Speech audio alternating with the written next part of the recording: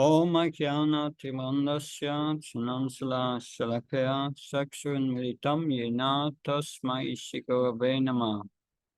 Namo Vishnu Padaya Krishna Pastaya Bhutale Shrimate Bhakti Vedanta Swami Namane. Namaste Saraswati Devi Gauravani Pacharani Nirvishesha Shunyavadi Paskachari Dasatani. So we continue with chapter 17, and Lord Krishna will now describe sacrifices, austerity, and charity in the modes.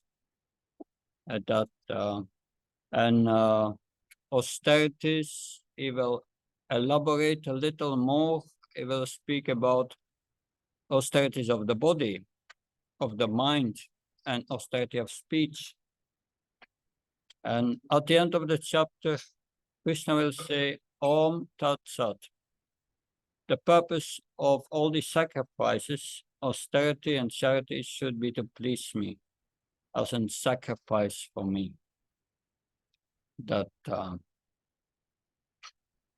So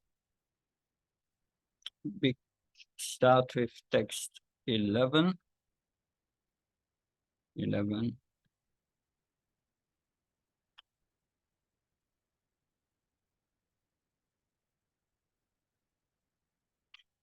Om Namo Bhagavate Vasudevaya.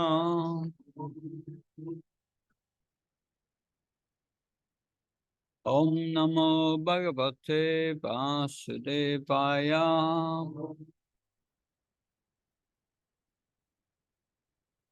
Om Namo Bhagavate Vasudevaya.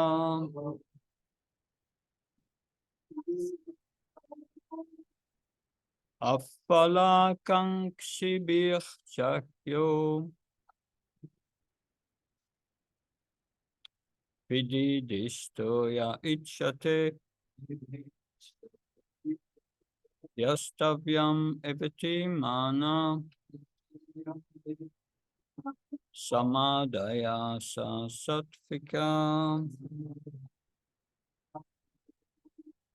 Of sacrifices, the sacrifice performed according to the directions of the scriptures as a matter of duty by those who desire no reward is of the nature of goodness. So Srila Prabhupada starts making the comment that generally the tendency, if one does a sacrifice, it's with some purpose, some purpose in mind. But here it's stated that sacrifice should be performed without any such desires. It should be done as a matter of duty. So that is a concept which is very foreign to people in this world. Doing something without profit for oneself. Am I going to do it? So it said further, worship for economic benefit is not recommended in the scriptural injunctions. One should simply go to offer respect to the deity. That will place one in a mode of goodness, of respect, not going before the deity and tell the deity all my problems, and then ask to pray to solve the problems. That's not in goodness. Krishna knows your problems already. It's in your heart. So you go simply offer respect to the deities. That will place one in the mode of goodness. It is the duty of every civilized man to obey the injunctions of the scriptures and offer respect to the Supreme Personality of God out of duty, without ulterior motive. Then you are in a mode of goodness. Of course, if one does it to worship Krishna, only to please him out of love, that's transcendental.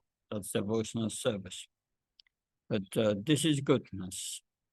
There's a difference between goodness, transcendental, and we will hear now about passion.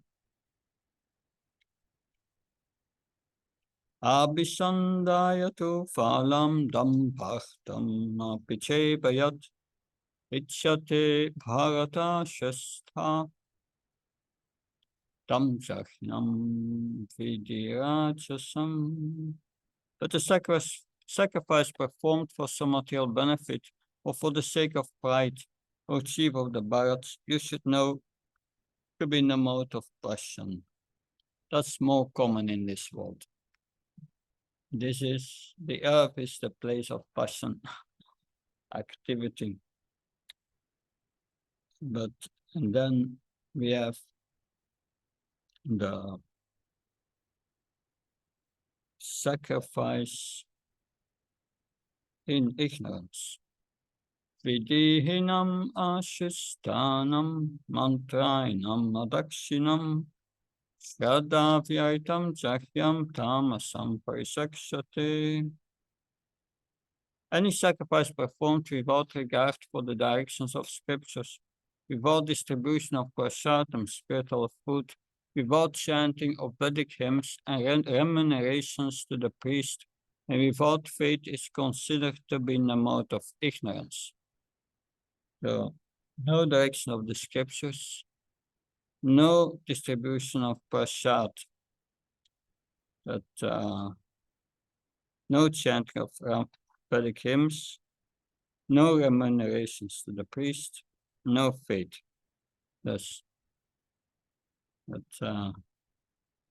So the Zen, we will read the purport, it's a short one. Faith in the mode of darkness or ignorance is actually faithlessness, no faith. Sometimes people worship some demigod just to make money and then spend the money for recreation, ignoring the scriptural injunctions. Such ceremonial shows of religiosity are not accepted as genuine. They are all in the mode of darkness. They produce a demoniac mentality and do not benefit human society. If we go back, recap of sacrifice in the modes. When one worships God out of duty without ulterior motive, that places one in the mode of goodness. And this is 15. That's for later. We have 12 to 15, 16. So we have only 11, and then it goes to 15, austerity of speech. Okay.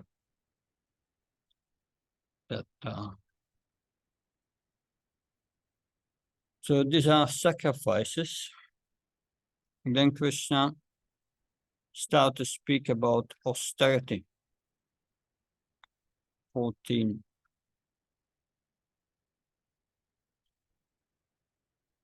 Devatriya Gopakya Pujanam Saucham Aryavam Brahmacharya Aim Shansha Sat Sariram Tapa Uchate. Austerities of the body consist in worship of the Supreme Lord, the Brahmins, the spiritual master, and superiors like the father and mother, and in cleanliness, in simplicity, celibacy, and non-violence. So when we get up in the morning, the first thing we do is offering respect to the spiritual master and Prabhupada.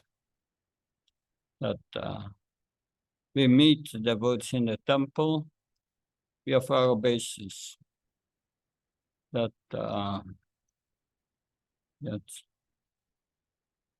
And superiors like father and mother. Once I was in an airport in India, and a mother arrived. She was senior, and her sons were waiting. And when the mother came, they all came to touch her feet and offer respect. That's the culture that in the West you will not see that. And in cleanliness, taking a bath a few times a day, simplicity, celibacy, and non-violence. That these are austerities of the body.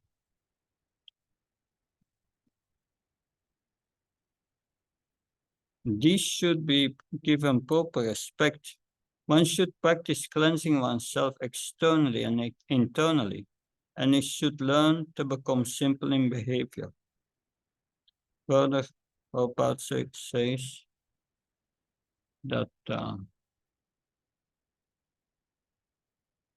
for sex is sanctioned in the scripture only in marriage, not otherwise. That is called celibacy. That they now become to austerity of speech. Anutvigakaram bhakyam satyam priyaitam sayat svatyaya vyasnam seva vanmayam tapa uchate. Vanmayam tapa uchate. The austerity of speech. So, austerity of speech consists in speaking words that are truthful, pleasing, beneficial, and not agitating to others, and also in regularly reciting Vedic literature. So, do you need always to tell the truth? It should be pleasing, beneficial, and not agitate others. You have to be careful that it means austerity of speech. That Krishna will speak about that at the end of the 18th chapter. He will say to Arjuna, after giving the highest Sarvadhampajya, then he says, one who studies this dialogue between me and Arjuna is worshipping me with his intelligence. That and one who teaches this knowledge to others is very dear to me, and no one will be ever more dear than him. But this knowledge should only be shared by those who are non-envious of me and who are austere. It should be shared with my devotees. So that is also tapasa of Vanmayam tapasa, austerity of speech. You can instruct only those who want to be instructed by you. Otherwise, don't do it. That's going to get wrong. I've seen neophytes. They come home, especially in the West, beginning devotees, and that they start to preach to their parents, but they don't want to be instructed by them, and it goes completely wrong. That also beneficial, pleasing. What is best beneficial? Of course, beneficial is instructing others in Krishna consciousness. That pleasing. Like I said before, we should not be the bearer of bad news. No need to tell anyone. That's not our function. It will just agitate others. And don't think because you are not the bearer of bad news that they will not know it soon. They will know very quickly, especially in social media today. So don't be the bearer of bad news. And we see that Vidura Vidura came to the palace of Yudhishthira after 30 years of pilgrimage. And he knew that Krishna already left the planet, but they didn't know. The Pandavas didn't know. And Vidura visited them, and he didn't tell them. He didn't give them the bad news. That the beneficial and not agitating others. Yeah, agitating others. You have to be careful that it requires some awareness, not agitating others. That always think, I'm going to speak someone. What I'm going to say is that, how will that influence our relationship? That it's important. That yeah.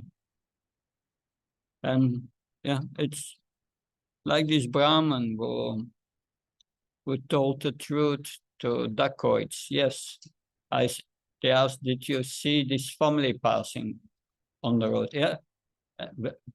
And he said, the Brahman said, yes. And the dacoits asked, where did they go? Oh, they took this road there. And then the dacoits went after them and killed them. So we have to be careful in that sense. That's not agitating others, and also regularly reciting Vedic literature. So every day we should read Bhagavatam and Bhagavad Gita. Make it a routine, part of your sadhana. Don't let the day pass you didn't read Bhagavad Gita or Bhagavatam. That's the austerity of that, and you can recite it. Recite verses, reciting Vedic literature. The brahmacharis in the ashram, they recite verses loud in the morning, especially. That nice. But of course, the previous verse austerity of the body, that we have respect to the spiritual master, but here austerity of speech, we honor the spiritual master. That's also every morning. Guru Puj. Then text 15. No, text 15 was text 16 is austerity of the mind, and that's also very important. Austerity of, yeah. But first, austerity of speech in the purpose. When a teacher speaks, he can speak the truth for the instruction of his students. But such a teacher should not speak to those who are not his students, if he will agitate their minds. One should at once quote scriptural authority to back up what he's saying. That's a good habit. But not austerity of the mind. Manapashada samyatvam maunamatva vinishraha bhava samsudityeta tapomana samuchate. And satisfaction, simplicity, gravity, self-control, and purification of one's existence are the austerities of the mind. To make the mind austere is to detach it from sense gratification. It should be so trained that it can be always thinking of doing good for others. One should not deviate from Krishna consciousness and must always avoid sense gratification. Satisfaction of the mind can be obtained only by taking the mind away from the thoughts of sense enjoyment. The more we think of sense enjoyment, the more the mind becomes dissatisfied. Silence means that one is always thinking of self-realization. The person in Krishna consciousness observes perfect silence in this sense. Control of the mind means detaching the mind from sense enjoyment. One should be forward in his dealings, and thereby purify in his existence. But mana prasada, satisfaction of the mind. An important practice here is Krishna put us in a certain position and we should learn be satisfied in the situation we are now. Don't have any expectations, just be satisfied what Krishna gives you. And from there you perform devotional service.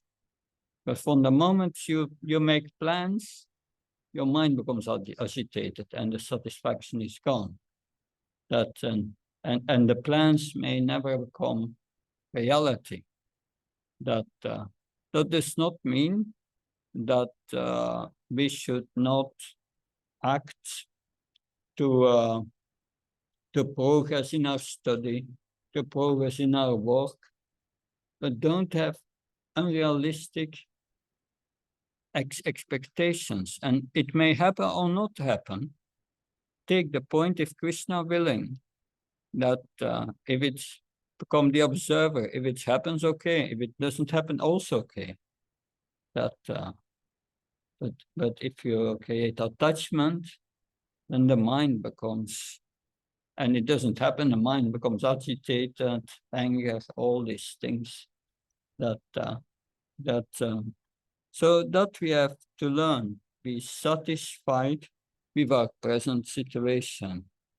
That it does not mean that you don't strive for improvement, but don't strive for improvement with expectations. That's a different thing. Let's see it happens or not. That don't the result of failure is for Krishna. And whether it's the result of failure, it doesn't matter.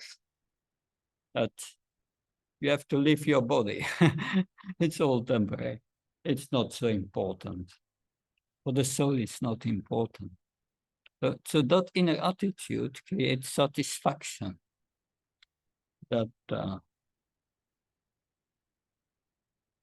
and now, so Krishna spoke about satisfaction of the body,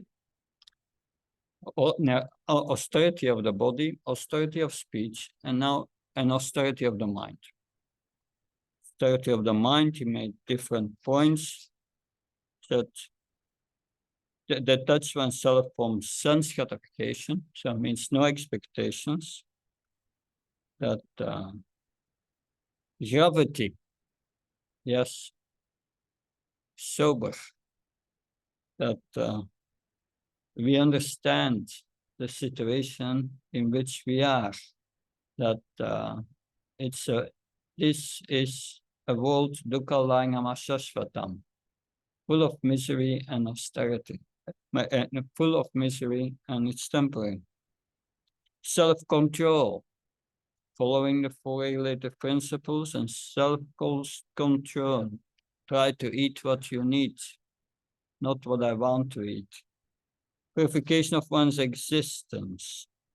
That is striving for purification, because all these material desires are in the mind and they agitate us. And we need to purify us, get rid of them. And therefore we chant, we practice devotional service, and we try not to be attached to the results, that the results are of Krishna. And healthy we make progress. But now Krishna is going to speak about austerity in the modes, goodness, passion, and ignorance. First, in austerity and goodness. Shraddhaya paraya taptam taptastate vidam narai afala kankshibir yuktai satvikam parisakshate. This threefold austerity, performed with transcendental faith by men not expecting material benefits, but engaged only for the sake of the supreme, is called austerity in goodness. That for the sake of the supreme. That that's 18 and 19. That that was 17. Huh? 18. Satkara manapujaktam tapo dambena chevayat kriyate tatiha proktam rajasam chalamatuvam. Penance performed out of pride for the sake of gaining respect, honor, and worship is said to be in the mode of passion. It is neither stable nor permanent. Purport. Sometimes penance and austerity are executed to attract people and receive honor, respect, and worship from others. And then austerity in the mode of ignorance. Mudakainat manoyat pidaya kriyate tapa parayos sadhanastam vai tattama samudaritam. Penance performed out of foolishness with self-torture or to destroy or injure others is in the mode of ignorance. And that is, of course, the Hiranyakashipu style. Hiranyakashipu performed austerities to become immortal and kill the demigods, to hurt someone, to kill people. That person, yeah, these are the austerities. Now we go. Okay. We go back to our slides. Just a few. Austerity of speech meant to quote from scriptural authority to back up one's statements. A teacher may speak the truth for the benefits of his students, but should not speak to others if their minds become agitated. When speaking in spiritual circles, one's statements must be upheld by the scriptures. One should at once quote from scriptural authority to back up what he is saying. At the same time, such talk should be very pleasurable to the ear. By such discussions, one may derive the greatest benefit and elevate human society. That is how to preach. Prabhupada gives us hints here. And austerity of the mind is to be fixed in Krishna consciousness and always thinking of the welfare of others. This will lead to satisfaction, simplicity, gravity, self-control, and purifications of existence, which are also austerities of the mind. Okay. Person in the mode of passion perform austerities to gain respect and receive worship. So this is the first, this section that so what's interesting here is we go back, is austerity of speech, personal application. Do we apply this? And this austerity of the mind, are we feeling satisfied? What's wrong? How to come to how to practice this austerity of the mind to feel satisfied? That yeah, that of course.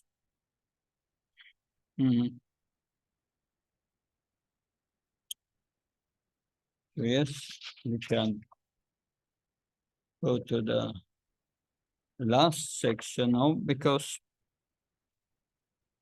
this is here we have some verses which which require more attention. That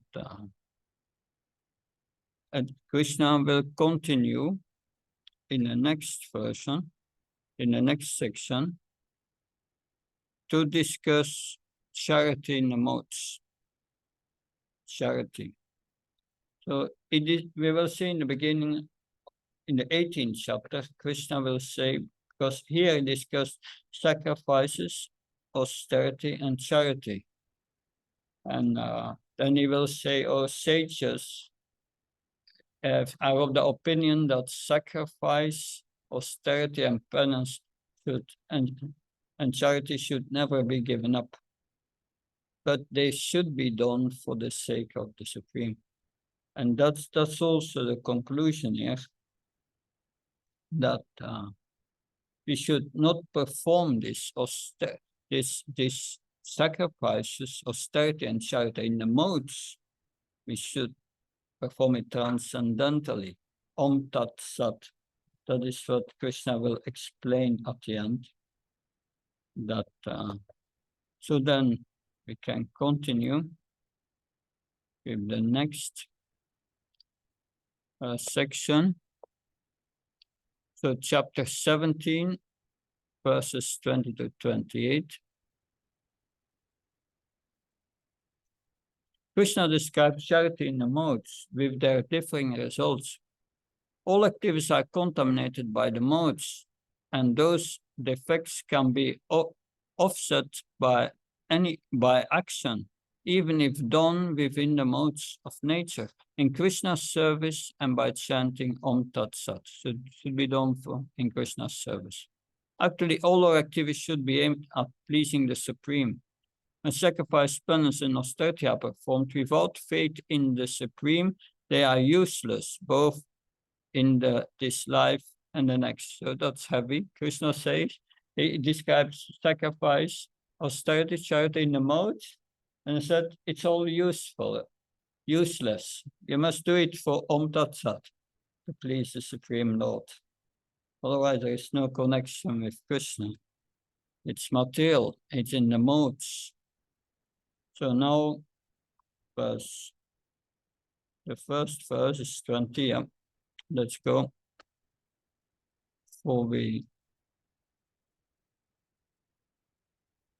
Datavyam iti yadanam diyatenu pakarine deshe kala sapatrecha tadanam sattvikam smitam. Charity given out of duty, without expectation of return at a proper time and place, and to a worthy person, is considered to be in the mode of goodness. That so in the purpose, Srila Prabhupada that spiritual perfection is always a consideration. Therefore, charity is recommended to be given at a place of pilgrimage and at lunar or solar eclipses, or at the end of the month, or to a qualified Brahmin or a Vaishnava devotee, or in temples. Such charity should be given without any consideration of return. Indiscriminate charity is not recommended in Vedic literature. So it's an important function, especially for Grihasthas, to give charity. That's part of their dharma. But it's recommended to be given at a place of pilgrimage. We are at a place of pilgrimage here in the temple. At the lunar or solar, and also at the lunar and solar eclipse, or at the end of the month, or to a qualified Brahmin, a Vaishnava devotee, or in temples. Many options. Such charity should be given without any consideration of return. That so that is 20. That so explanation of charity in the modes as it is explained in the Srimad Bhagavatam. We go to the Srimad Bhagavatam. Canto 2, Chapter 3, Text 17. 2, 3, 17. No.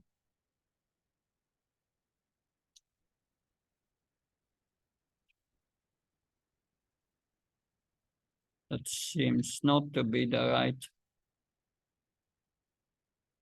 Okay, it's given here in the purport. The materialistic way of pious activities like charity is recommended in the Smriti Shastras, as quoted by Srila Vishwanath Chakravarti Thakur.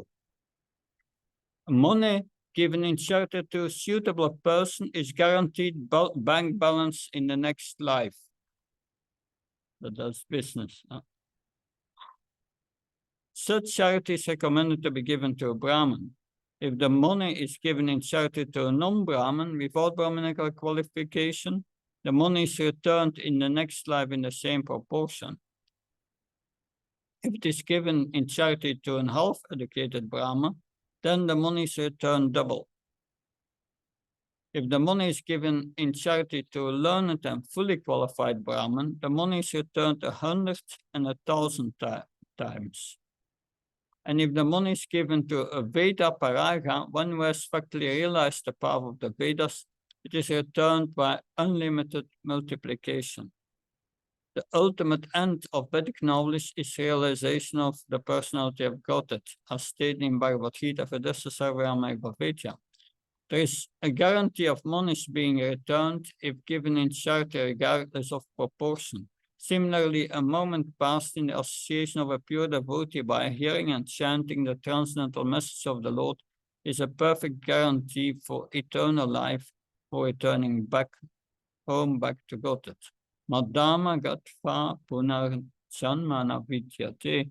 In other words, the devotee of the Lord is guaranteed eternal life. A devotee's old age or disease in the present life is but an impetus of such guaranteed eternal life. And anyway, the part of charity, it's important to give to a qualified person. That's the message. That we don't give charity to be returned in next life. That is in a mode of passion. That should not be done. It should be done, be given to a qualified person, not indiscriminate. That, but in Nectar of Devotion, text 4, you can go to Nectar of Devotion, text 4. Speaks also about charity. Nectar of Instruction, text 4. That this is the 6 exchanges between devotees, 6 exchanges of love. First is giving charity to the devotees. Giving charity to the devotees. Charity.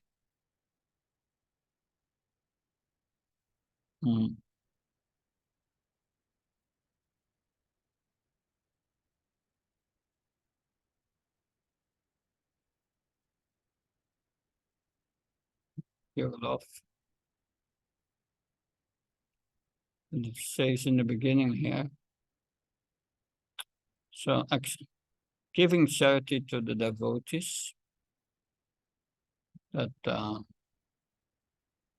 when a devotee distributes prasad, remnants of food offered to the Supreme Personality of Godhead, in order to maintain our spirit of devotion, we must accept this prasad. Yeah.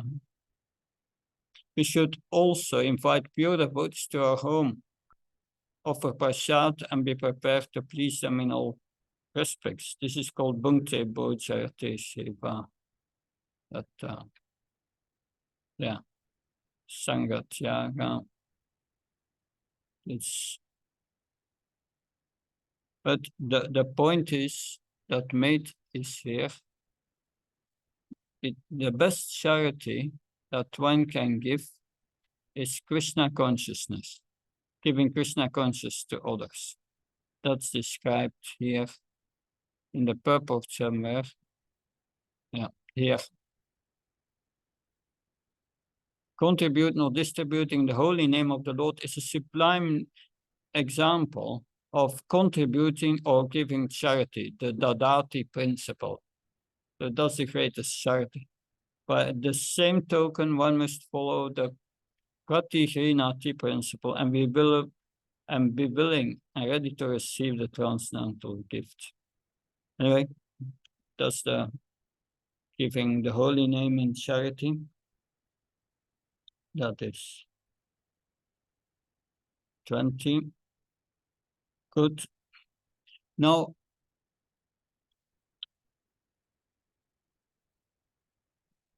yeah. Charity should be given to a person engaged in spiritual activities, otherwise there is no spiritual advancement. This is the program done by the Bhagavat Mahavidyalaya India. They give charity every year to these Babajis and to the all these residents of Vrindavan, these sadhus. That's that's what they get for the winter. Some mattress, bed sheets. That's nice. Without asking something in return to the Vrajavasis. Okay, go back.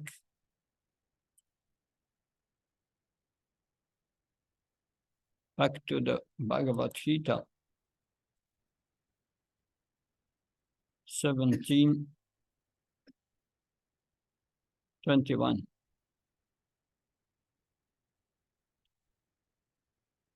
21, right? Yatu pratyupakarahtam phalamudishya vapuna diyate sa pariklistam tadanam rachanam smitam. But charity performed with the expectation of some return or with a desire for fruitive results or in a grudging mode is said to be charity in the mode of passion. So thinking I'm going to get something in return, a grudging mode, desire for fruitive results. Like some give charity with the purpose to go to the heavenly planets, to renew their karma, to go there. That purpose. Charity is sometimes performed for elevation to the heavenly kingdom, Prabhupada says. At the end, there are many charitable foundations which offer gifts to institutions where sense gratification is going on. Such charities are not recommended in Vedic scripture. Only charity in the mode of goodness is recommended. So that kind of charity we don't need. That's not recommended in the scriptures. That 21 or 22.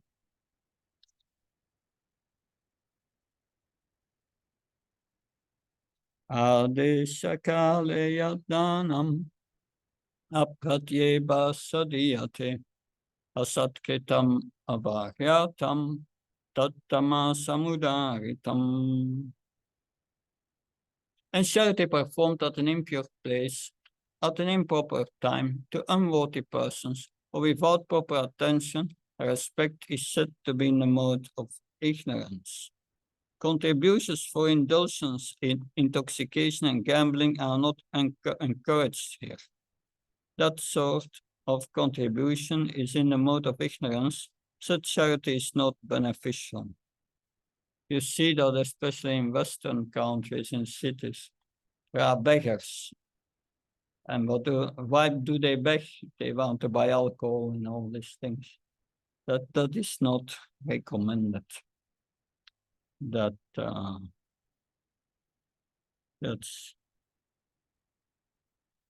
not recommended.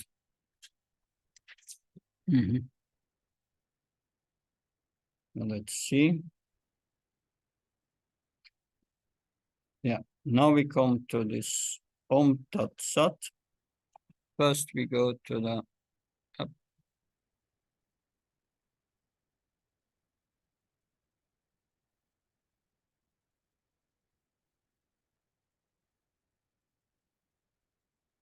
people in passion give charity with the wrong attitude.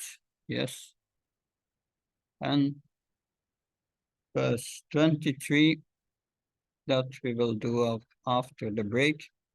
But there's still, I think there's a quote I want to read. Yeah. And yeah, there are two quotes on 21. 21, the first 21 is charity in passion. These four combinations are very rare.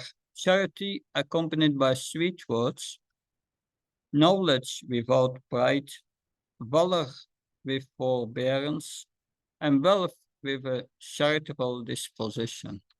And that's rare combinations. Now about tamasic dana. Prabhupada, if you make tamasic dana, then you become implicated with his sinful activities. Be careful. Suppose you want to kill something and you are asking, can you give me a nice knife? What will you do? I will kill that man. All right, take it, Danam. I'm giving you in charity. So he will be implicated. In the court, if it is known that the man supplied the knife, arrest him, bring him in immediately. In the material world, anything you do, if it's not meant for Krishna, then you are immediately a criminal. Dr. Patel, sinful activity? Prabhupada, yes, immediately. To spiritualize everything, Krishna says, therefore, Yat karosi, yat yosi, yat tapasyasi, tadasyat, tat karosva mat arpanam. Then it is spiritual, immediately. Immediately. Karmani vadakaraste, mafalesh nakadachna. Dr. Patel, tadartam karma kantyam. Prabhupada said, yes, that is spiritual. Chaknachta karma. Everything is there unless you do it for Krishna. Everything is material and sinful. Material and sinful. That's Prabhupada's definition of sin. If you don't do it for Krishna, it's sin. But, okay. Good. We can stop now 10 minutes and continue at 5. Thank you.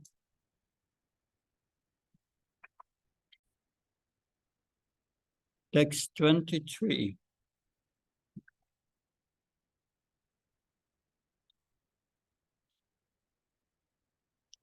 Om Tat Sat iti nirdesho Brahmanastri Vidashmita Brahmanastene Vedascha Chahyasa Vihita Puram.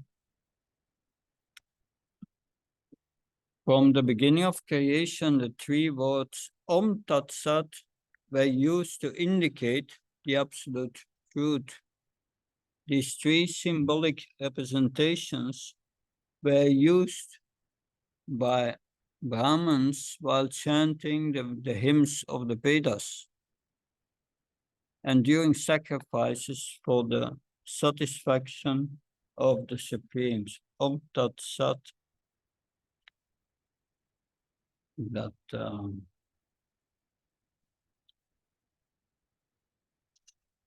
the purport. So we have heard about austerity, sacrifice, and charity in the three modes.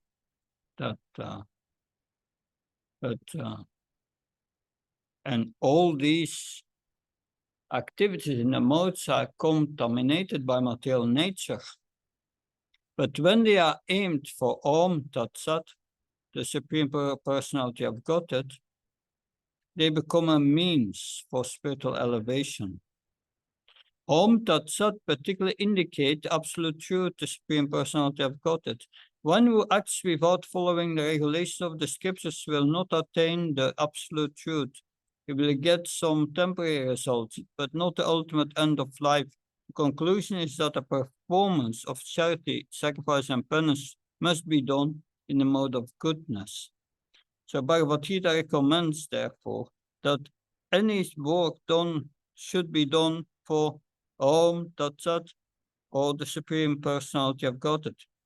When one performs penance, charity, and sacrifice with these words, is acting in Krishna consciousness. Krishna consciousness is a scientific execution of transcendental activities which enable one to return back to Godhead. So we have here, as long as austerity, sacrifice, and charity are performed in the modes of nature, they are materially contaminated. The words Om Tat Sat in the Vedic hymns indicate that an act must satisfy the Supreme Lord to qualify as spiritual. When Om Tat Sat is chanted, along with the performance of sacrifice, charity, or austerity, it removes the discrepancies inherent in those activities and ensures that the consciousness of all participants is elevated. Then in the next verse, verse 24, Lord Krishna explains the words,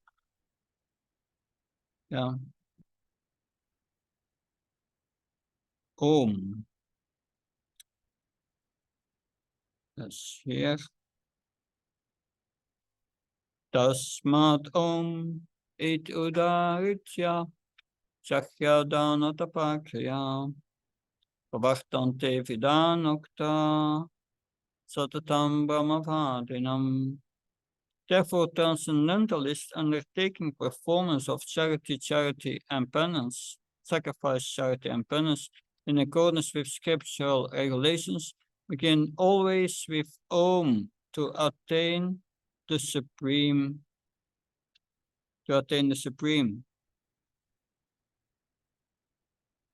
So, in the purport, Om Tat Vishnu Paranam Paradam from the Rig Veda, the lotus feet are the supreme devotional platform.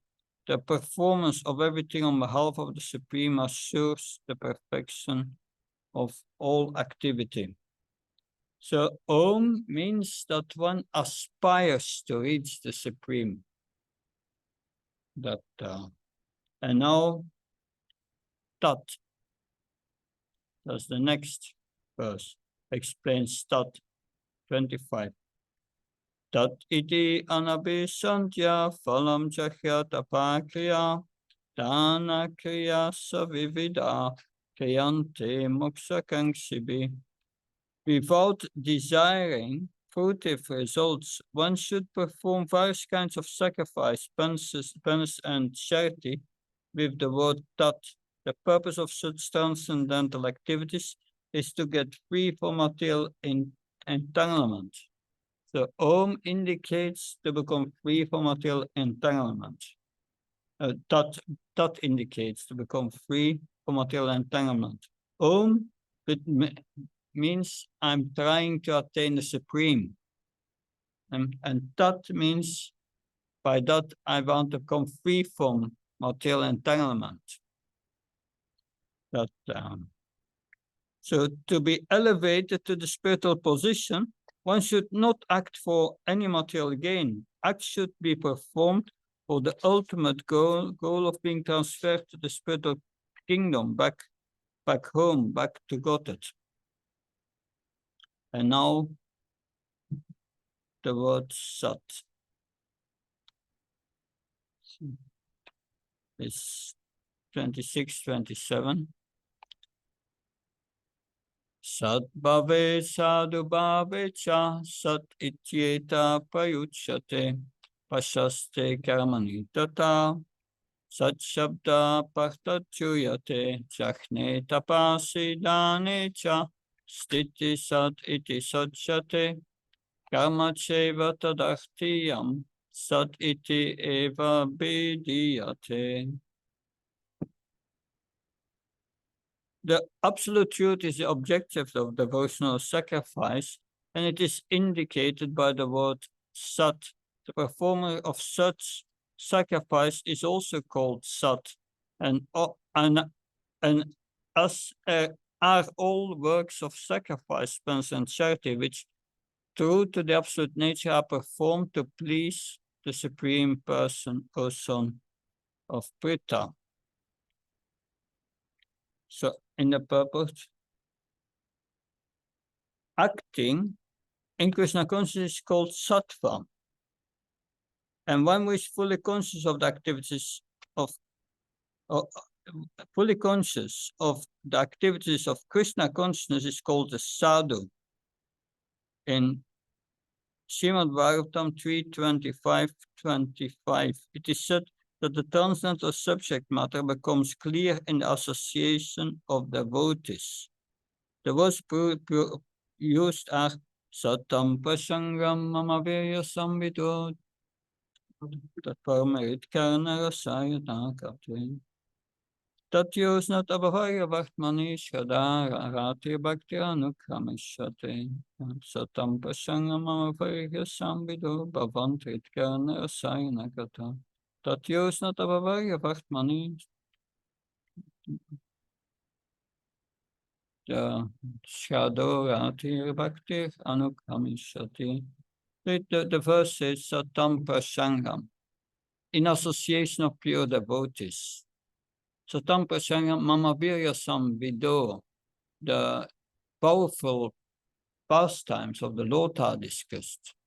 And then by hearing them from pure devotees, Bhavanta Rit Karna, from the ear they go to the heart, and there Rasayana Kata, they are relished very much.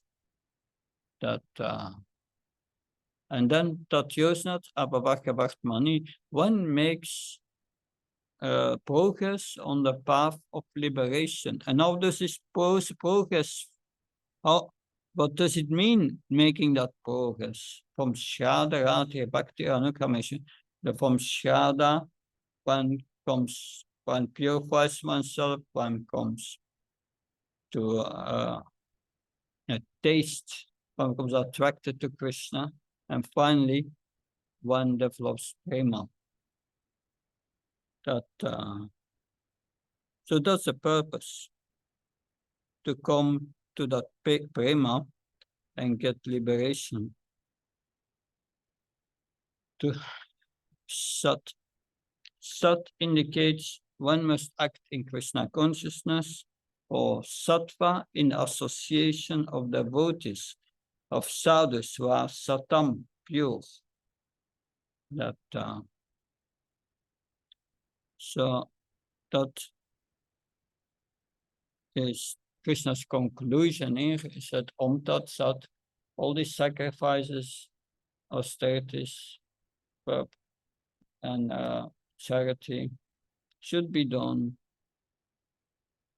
to please the Supreme Lord, with the purpose of getting back to God. That now in the last verse, Krishna concludes, Ashradaya hutam datam tapastaptam kitam sayat asat ityuchate partha nasatat prayano hiya. Anything done as sacrifice, charity, or penance without faith in the Supreme or Son of Prita is impermanent. It is called asat and is useless in this life and the next. So everything done without transcendental objective is useless. In the pursuit of all Vedic instructions, the ultimate goal is the understanding of Krishna. No one can obtain success without following this principle. If one by association of devotees, pure devotees, takes directly to Krishna consciousness, that is the best way. And that is recommended in this chapter. To achieve success in this way, one must find a proper spiritual master and receive training under his direction. When that faith matures, in course of time, it is called love of God. That love is the ultimate goal of the living entities. One should therefore take to Krishna consciousness. That's the conclusion of chapter 17. And we summarize these last verses.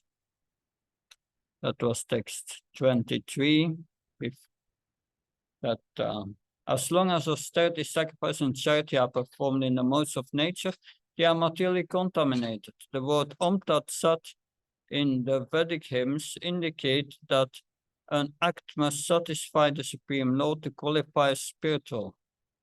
When Om Tat Sat is chanted, along with the performance of sacrifice, charity, and austerity, it removes the discrepancies inherent in those activities and ensures that the consciousness of all participants is elevated. So everything becomes flawless. Om indicates that one aspires to reach the Supreme. Yes. And Tat indicates that one desires to get free from material entanglement, like Narada Muni, who can travel everywhere. For him, matter does not exist. And Sat indicates that one must act in Krishna consciousness or Sattva in the association of sadhus who are Satam or pure. Anything done without a transcendental objective is impermanent and useless. Although there is a process of gradual elevation, the direct process of Krishna consciousness under the guidance of the spiritual master is best. One can thus achieve the ultimate goal of life, pure love of Godhead. Good. Now, Krishna has concluded the Bhagavad Gita in 17 chapters. This is technically the end of the Gita, but Krishna is going to summarize. And still in the summary, very important points are there. That, yes, in the beginning of the 18th chapter, Arjuna will ask the same question. What is better, sannyas? I go to the forest, or tyag, that doing activities and give up the fruits of the activities. And Krishna will first say that sannyas means giving up all material desires. And tyag means giving up the results of one's activities. And tyag is better because that's going to purify you. That and then Krishna will go back to what's been discussed in the 17th chapter.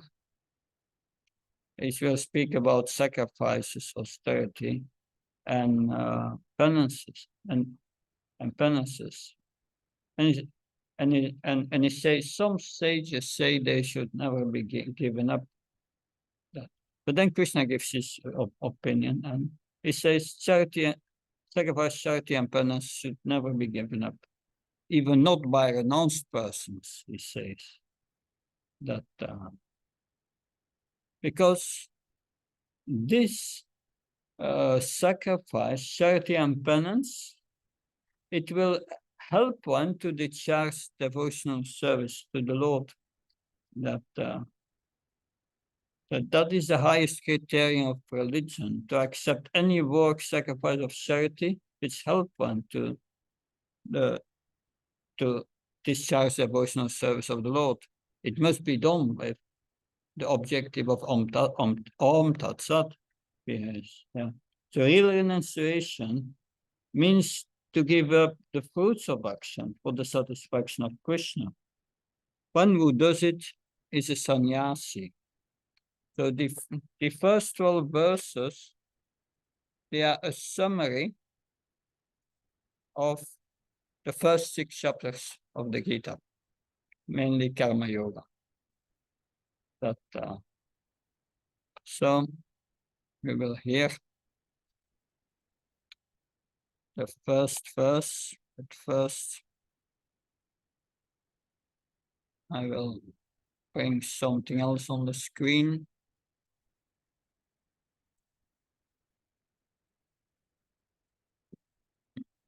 Or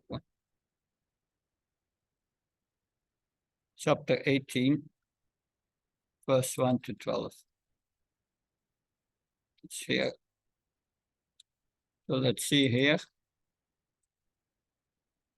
Bhagavad Gita, chapter 18, verses 1 to 12. In this chapter, Krishna concludes that one should practice devotional service. Krishna begins his summary of all he has previously spoken by reiterating his prescription that Arjuna renounce the fruits of work, not work itself. Verses 1 to 12 are a summary of the first 6 chapters of the Bhagavad Gita, which describes karma yoga. Okay, good. Then we hear the first verse. That 5, okay. Not so many. Arjuna vacha sanyasasya mahabaho tattvamichami veditum tyagasya sarishikesha kritakesha nisudana. Arjuna said to mighty armed one, I wish to understand the purpose of renunciation, tyag, and of the renounced order of life, sannyas, O killer of the Kesha demon, master of the senses. That's 2 terms.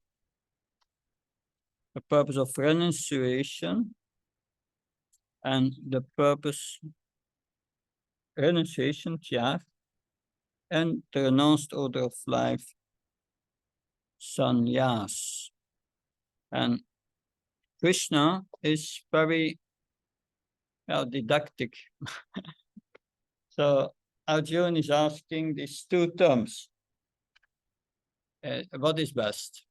Krishna immediately is going to define first these terms to make clear what it is. That term. So in the purport, in every chapter of Bhagavad Gita, Lord Krishna stresses that devotional service unto the Supreme Personality of Godhead is the ultimate goal of life. The same point is summarized in the 18th chapter as the most confidential path of knowledge. In the first 6 chapters, the conclusion was Yogina Mapasarvana Mathyana Dratnam Shadvam Bhatsteyam Sami Yukta Tamomata. The highest yoga is one who will always thinks in himself of Krishna, and he's the best. In the next 6 chapters, pure devotional service and its nature, activity were discussed. And in the third 6 chapters, knowledge, renunciation, the activities of material nature and transcendental nature and devotional service were described. It was concluded that all acts should be performed in conjunction of the Supreme Lord, Om Tat Sat. The third part of the Gita has shown that devotional service and nothing else is the ultimate purpose of life. Vedanta Sutra is meant for understanding devotional service, for the Lord himself is the composer of Vedanta Sutra and he's the knower. Further, Arjuna wants to clarify the 2 distinct subject matters of Bhagavad Gita, namely renunciation, tyag, and the renounced order of life, sannyas. Thus he's asking the meaning of these 2 words, and Krishna is going to clarify that immediately in the next verse. Shri Bhagavan Uvacha Kamyanam Karmanam Nyasam Sanyasam Kavayo Vido Sarva Karma Phalatyagam Praustyagam Pishaksana. The Supreme Personality of Godhead said the giving up of activities that are based on material desires is what great men call the renounced order of life. and giving up the results of activities called the wise call renunciation, tyag. So in the purport, Srila Prabhupada writes, the performance of activities for results has to be given up, but activities leading to advancement in spiritual knowledge are never to be given up. Sacrifices prompted by desire should be stopped, but sacrifice for the purification of one's heart or advancement in spiritual science should not be given up. Okay. Text 3. Jayam dosavadityeke karma praur manishina chahyadana tapakamana chakam iti chapare. Some learned men declare that all kinds of activities should be given up as faulty, yet other sages maintain that acts of sacrifice, charity, and penance should never be abandoned.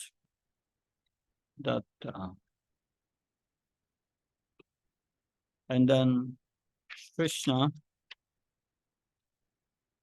starts to give his judgment and opinion in the next two verses. Nisyam shiname tatra tyage bharata sattama tyagoi purusha vyarha tribida samprakirtita. The best of Bharatas, now hear my adjustment about renunciation. O tiger among men, renunciation is declared in the scriptures of three kinds. So the Lord will say here that the process of renunciation should be considered in terms of modes of nature in which they are performed. Now, text 5. Chahyodana tapakamanya chakam karmane vatat chahyodana tapasyeva pavanani manishinam.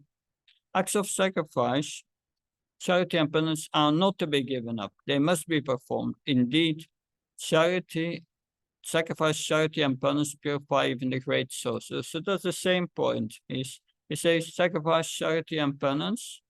If it's going to help you to make spiritual advancement, because you do it for me, Om Tat Sat, it will purify you. But it should not be given up, Krishna says. There are many purificatory processes for advancement of human being in spiritual life. Charity is for the purification of the heart. If charity is given to a suitable person, as described previously, it leads one to advanced spiritual knowledge. You give charity, you give something away what you think is mine. And that is a sense of renunciation. That's good. That's good to make spiritual advancement. That now we go to the slides.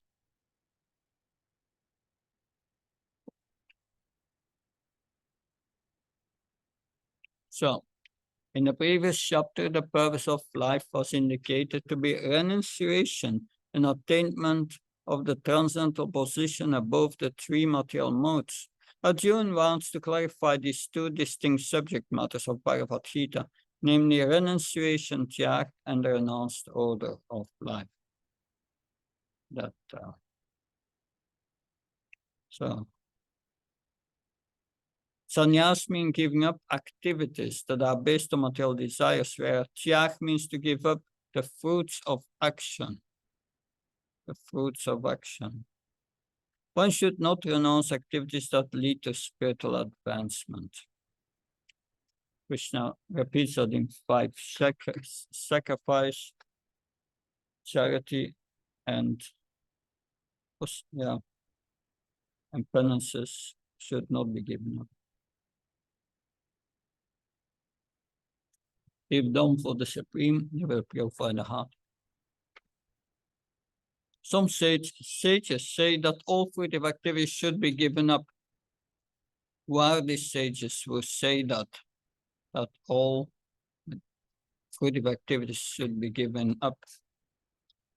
Concerning verse 3, Vishwanath Chakravarti Thakur explains that those who say that fruitive activities should be given up are followers of the Sankhya philosophy, that impersonals. In the second part of verse 2, the karma mimamsi's opinion is given. Because sacrifice, charity, and penance are prescribed in the Vedas, and no one should consider them faulty. The karma mimamsas, they are those who think that karma is supreme.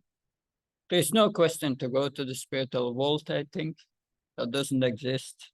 It's only karma, and we are eternally going in the cycle of birth and death. That the only thing you can do is you do good activities, and then you get good karma and a better life, and that's it for them. That, of course, that is a faulty philosophy, but Krishna uses that also, that philosophy, to convince his father at the sacrifice at the when they were doing sacrifices to please Indra. Krishna didn't want that, so Krishna said to his father that why are we worshipping this Indra? That's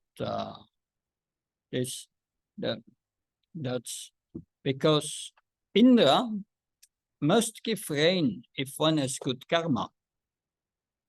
So he's not independent. So why should we worship him? And this Indra gives also rain in the ocean. So what's the anyway? He tried to convince him with the karma mimamsa philosophy that karma is supreme.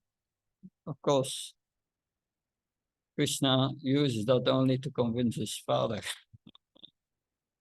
That's so some sages say that all fruitive activities should be given up. We know these are the Sankhya philosophy. Others say that sacrifice, charity, and penance should never be given up. These are the karma mimamsas. Okay. Krishna gives his opinion that sacrifice and charity and penance should never be given up, but for a different reason than the karma mimamsas. It's for Om Tat Sat. I'm going back to the spiritual world. It purifies one.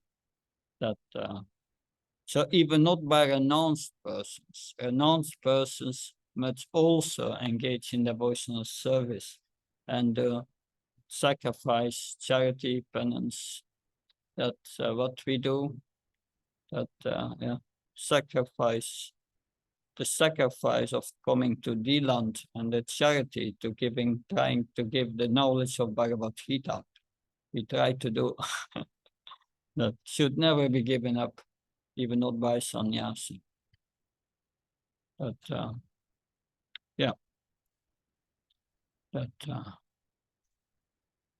Okay. The highest criteria of religion is to accept work, sacrifice, or charity, which helps one discharge devotional service to the Lord. So that we will read now in text 6, but first see if there is any quote. 5. A quote, Tapasya. Who wants to read it?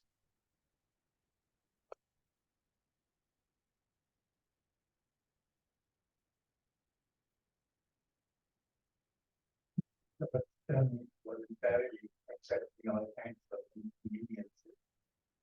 Material means we are trying to avoid inconvenience. Spiritual life means to execute tapasya, austerity, and even at the risk of all inconvenience. This is called tapasya. So Krishna says, Yogya dan tapaha kriyana rajyam. You can give up your family life, but you cannot give up yajna, dan, and tapa. That you cannot do in any circumstance.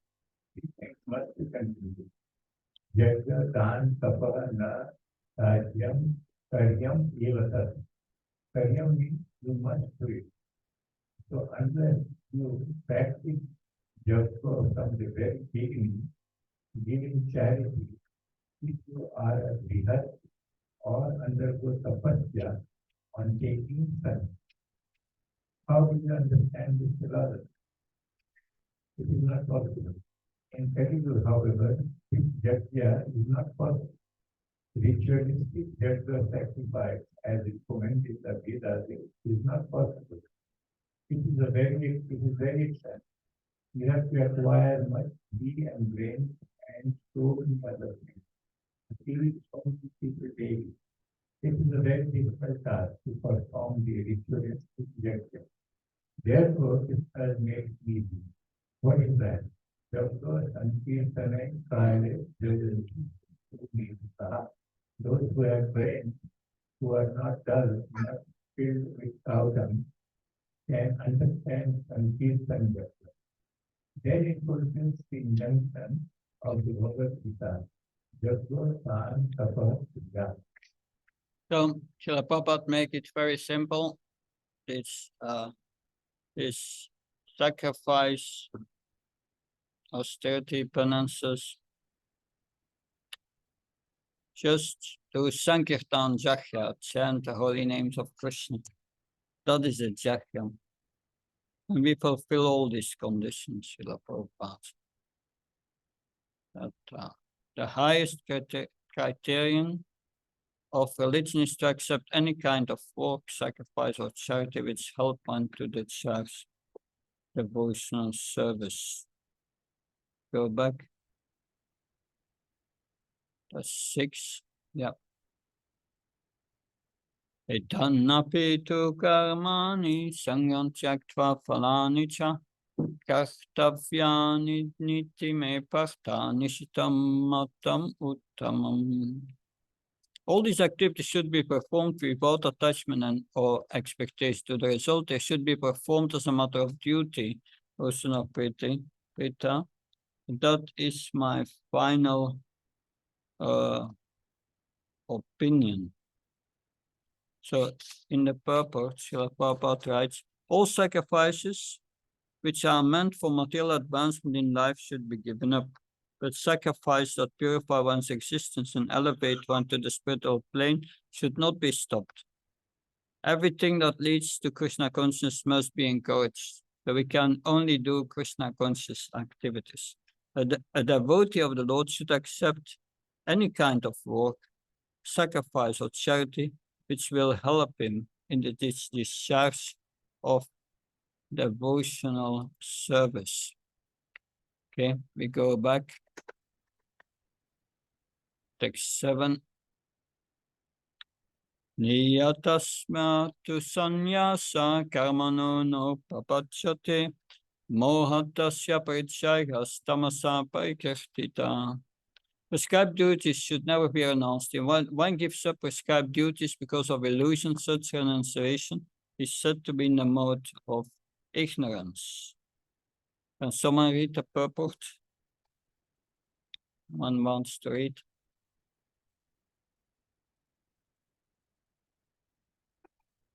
Work for material satisfaction must be given up. But activities which promote one's spiritual activity, like cooking for disciplining the Lord and offering the food to the Lord and then accepting the food, are recommended. It is said that a person in a renounced order of life should not cook. Cooking for oneself is prohibited, but cooking for disciplining the Lord is not prohibited. Similarly, Sastri may perform a marriage ceremony to help his disciple in the advancement of Krishna consciousness. If one renounces such activities, it is to be understood that he is acting in road and purpose. Yeah, Srila Prabhupada was criticized because he performed marriage ceremonies as a sannyasi, but here it is said if we would not do that, he would be acting in the mode of darkness. It is duty to do that, to marry a disciple. That is interesting. That and text 8. Dukkamityevayat karma kaya klesha bhayatrayat sakritva rachasam tyagam naivatyara phalam labet. Anyone who gives up prescribed duties as troublesome or out of bodily discomfort is said to have renounced in a mode of passion. Such action never lead to the elevation of renunciation, that out of body discomfort. That okay. Someone else read it, this purport? Short purport.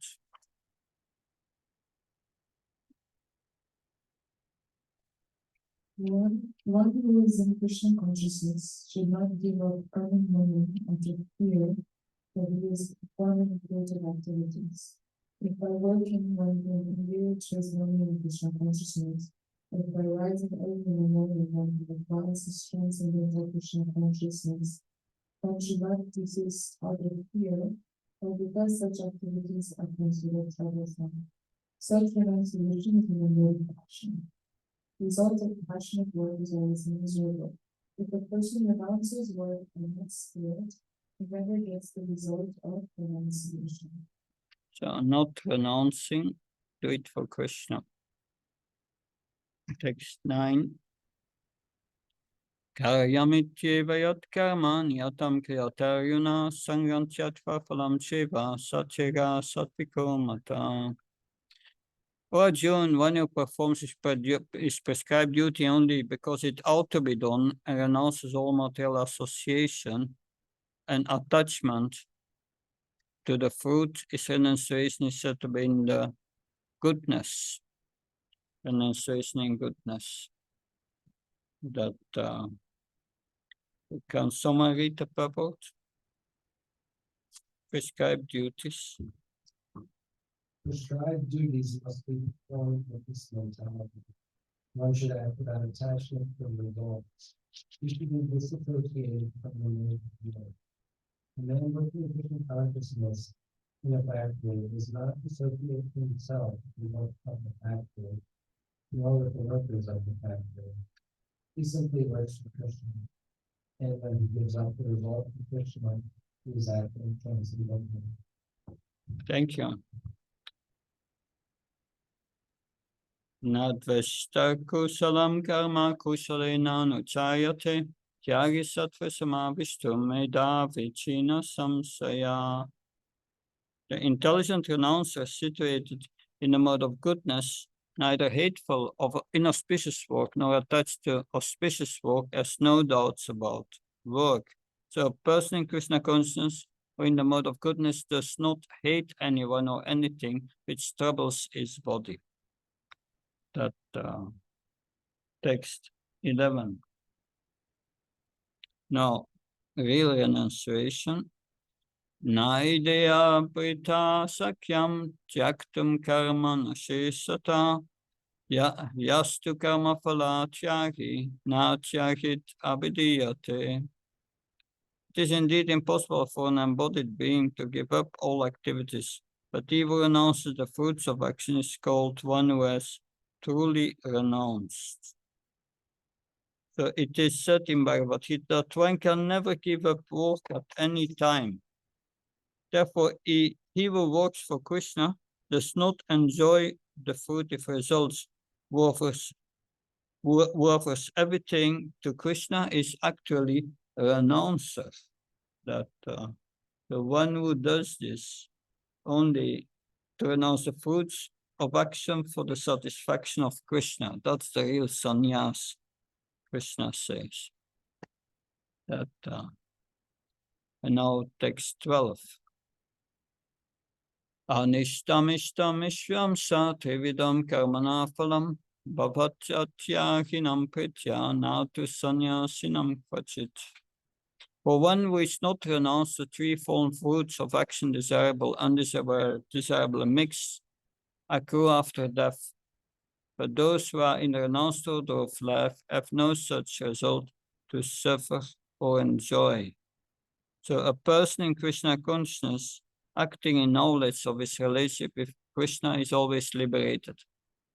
Therefore, he does not have to enjoy or suffer the results of his acts after death. Now we'll look at the slides. 7. Here, renunciation means to renounce the fruits of action for the satisfaction of Krishna. One who does this is a sannyasi. That was the last one. 11, yeah. So this is the principle that. So can someone explain me what's the difference between sannyas and tyag? Yes, activities based on material desire. One should give it up. Yeah, give up the activities based on material desires. And tyag means someone else? Tyag, To offer the fruits of the desire.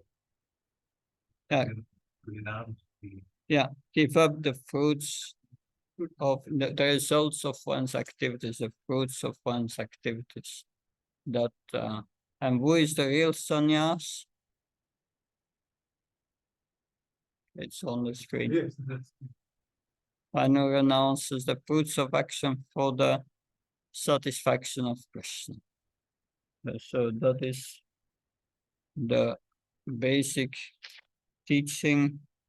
So Krishna has said sacrifices and austerity, penances, and charity, sacrifices and austerity should never be given up. Where some sages say that it has to be given up. These are the followers of Sankhya philosophy. And those who say it's never to be given up, these are the karma mimamsas, that faulty philosophy that says karma is supreme. It's one of the 6 darshans, that the karma mimamsa. explanation given by the Sankhya. The Sankhya's try to understand the difference between spirit and matter. And therefore they understand they are spirit, and they want to give up all sense gratification, all material desires by not acting according to these material desires and study. It's very difficult. That is their purpose. So they want to renounce, give up all activities. That's their philosophy. And just be situated in the self. Very difficult. That so they say all activities should be given up. But they try to attain Brahman realization like that. Very troublesome. Dukkha. Yeah. Klesho digatarashti samavyakta shakta shetasa. Yes. Krishna says in the 12th chapter, verse 5, it's klesha, it's all suffering, that process. Very difficult. If they do not believe in spirit soul, how can they achieve the Brahman realization? No, they believe in the spirit soul. They think they are the spirit soul different from matter, but they don't know what the soul is. The soul is a part and parcel of Krishna. They don't know. They know it's anti-matter. It's spiritual. That's all they know. But they have no idea what the spirit soul is. It's a part and parcel of Krishna. They don't know. Yeah, that's a problem. Mhm. Good, then the 18th chapter is quite elaborate. There are nog 6 lessons to go, but we will be able to cover that tomorrow. Thank you very much. See you tomorrow morning. Jai Prabhupada.